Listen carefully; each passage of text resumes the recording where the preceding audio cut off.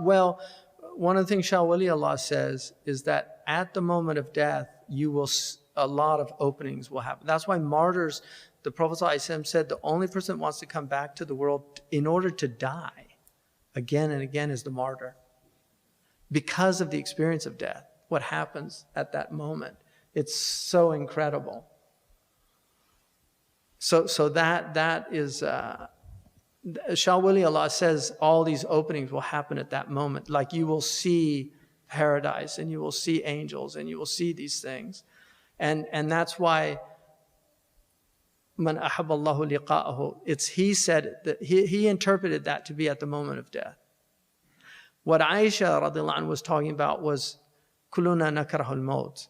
In other words, it's a natural thing to dislike death. None of us, I mean, we're designed to avoid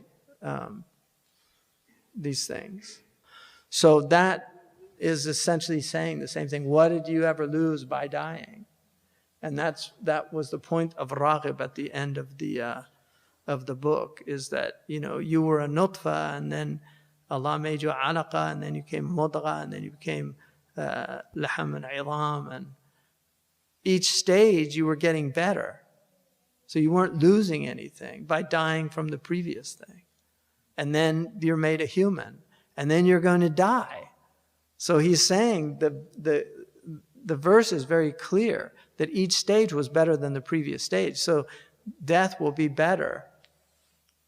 You mentioned that death is essential for the completion of human potential, and that makes me wonder whether the fana that is granted to the great saints, right, whether that's also a form of death.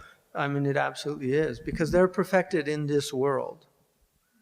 So the, you know, I talked about that earlier, that the path of salvation, which is the majority of Muslims are on, is different from sanctification. So the path of sanctification involves a death here in this world, which is the death of the ego.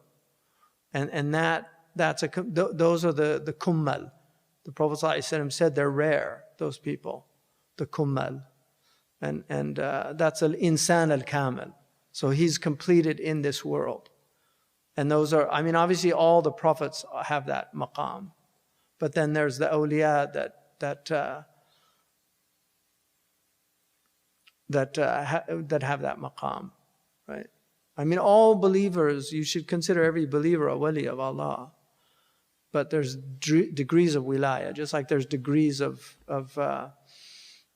wealth, degrees of intelligence, degrees of everything in the world. It's all degrees. So there's degrees of wilaya. And you don't know people's maqam. You don't know.